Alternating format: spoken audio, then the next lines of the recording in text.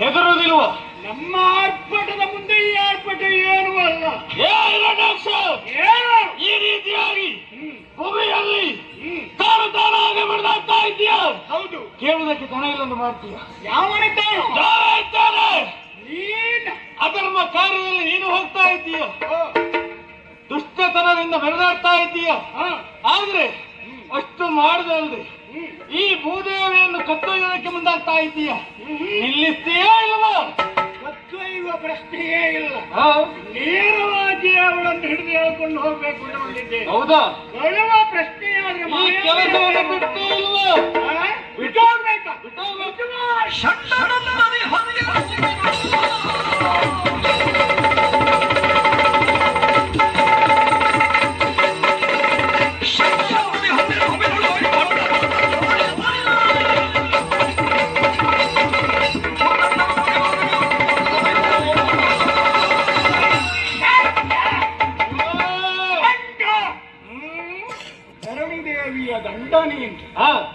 ಷಂಡನ ಹಾಗೆ ಅಲ್ಲದೆ ಹೋದ್ರೆ ಹಂದಿಯಾಗಿ ನನ್ನೆದುರಿಗೆ ಬರುವುದಕ್ಕೆ ಮುಂದಾದೇನೆ.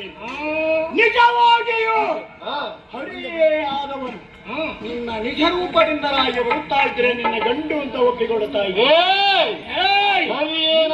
ಹಾಗಲ್ಲ, ಹಂದಿಯ ರೂಪವನ್ನ ಅಂತ ಬಂದಿಲ್ಲ. ಈಗ ಬರುವ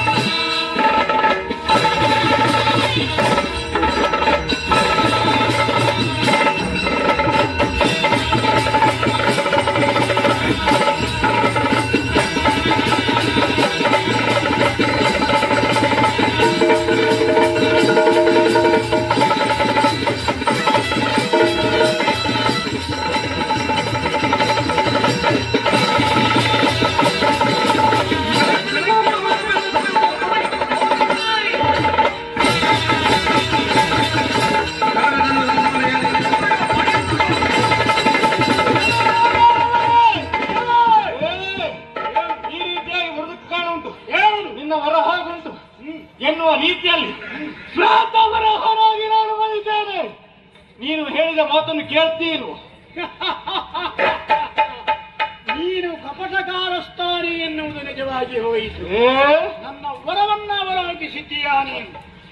100 ಹಂದಿಗಳನ್ನು ತಿಂದ ಬಳಿಕ 100ನೆಯ ಒಂದು ಹಂದಿ ಇದೆ ಒಂದಾಗ ಅದರಿಂದ ನನ್ನ ಪಾಲಿಗೆ ಬರೋಣ ಎನ್ನುವುದು ಬ್ರಹ್ಮನ ಕೊಟ್ಟಿರುವಂತಹ ವರ.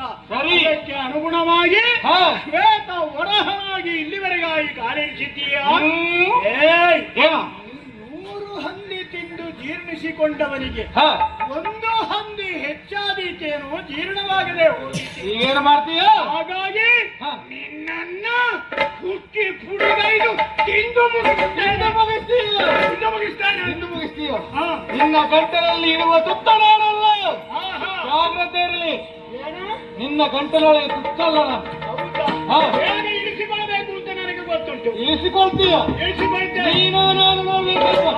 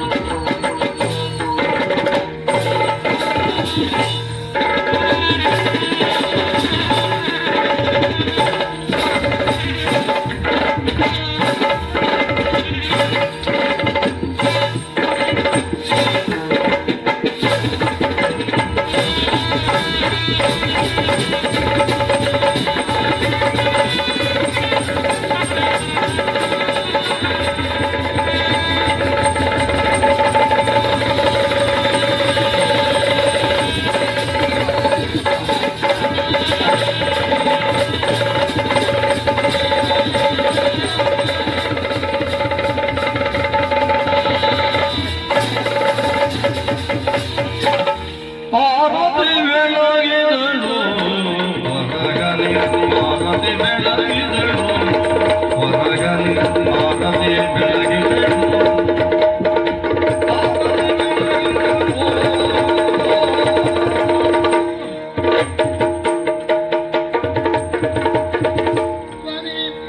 ಈಗಾಗಲೇ ಲೋಕಕಂಟಕನಾಗಿರುವಂತಹ ಈ ಹಿರಣ್ಯಾಕ್ಷನನ್ನ ಕೊಂದು ಕಳೆದಿದ್ದೀರಿ. ಸರಿ. ಹಾಗಾಗಿ ಹಾ. ನಿಮ್ಮ ಮಡದಿಯ ಒಂದೇ ಒಂದು ಆಸೆ ಸ್ವಾಮಿ, ಏನು? ಈ ರೂಪದಲ್ಲಿ ಹಾ. ನಿಮ್ಮನ್ನ ಕೂಡಬೇಕೆನ್ನುವ ಹಾಗೆ ಆಸೆಯಿಂದ ಹೊಂದವಳು ನಾನು. ಓ ರಮಣಿ, ನೀನು ನಿನ್ನ ಮನದ ಇಚ್ಛೆಯನ್ನು ಬೇಡ ಅನ್ಲಿಕ್ಕೆ ನಾನು ಹಾಗೆ ಈ ಆಸೆ ಅಲ್ವಾ? ಹೌದು ಸ್ವಾಮಿ. ಬನ್ನಿ.